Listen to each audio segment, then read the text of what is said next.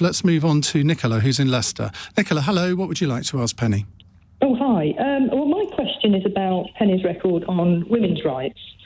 So, Penny, when you were Minister for Women and Equalities, you wanted to change the law that would allow any man to change the sex on his birth certificate to say that he'd been born female. No doctors, no surgery, just on his say-so alone. But when Liz Truss took over, she said no, that checks and balances must stay to safeguard women's rights. So, Penny, my question is, if you become PM, would you reverse this and make sex self-ID law to let anyone swap the sex on their birth certificate? So I've never supported self-ID. There are some people that socially transition, but what we were looking at was the Gender Recognition Act, and it's a process that people go through. There was clamour to separate that out from healthcare, and I disagreed with that. So what you've said, Nicola, is not a reflection of my position at any time. I think that we needed to do some things to make it easier for people to access services. The waiting lists to access services were a couple of years. There were things that we could do to help people actually have their documents like driving licenses and passports actually in the same gender. Terrible problems for people when that didn't happen. But you have not characterised my position. And I support also women-only spaces. I like the fact that in England we have refuges for women and trans women. I don't support the scheme in Scotland where all refuges have to provide places for trans people. But you did say in the House of Commons that trans women are women. Do you still believe that? In law, some are. I'm a woman. I'm a biological woman. If I had a mastectomy in future years, I would still be a woman. I'm a woman in every cell of my body. I'm also legally a woman. And people who have been through the gender recognition process, the gender reassignment, some people will have a birth certificate reissued to them in their new gender. And in law, they will be in their new gender. And when you're writing law about those people, you have to take that into account.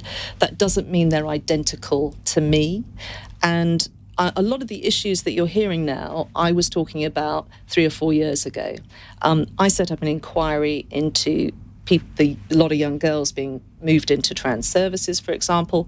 I also raised the sports issue, which is something I feel very strongly about because in my naval career, I compete against men and I always come last. And you're a professional diver.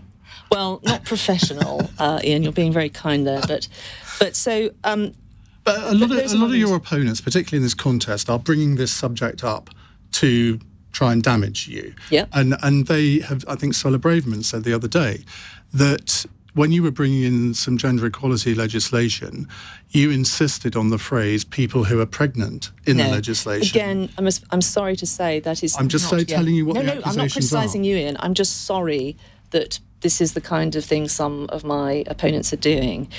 That is not true.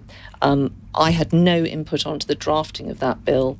It was given to me literally the day before it was going to be put through the House. It had been cleared by Cabinet.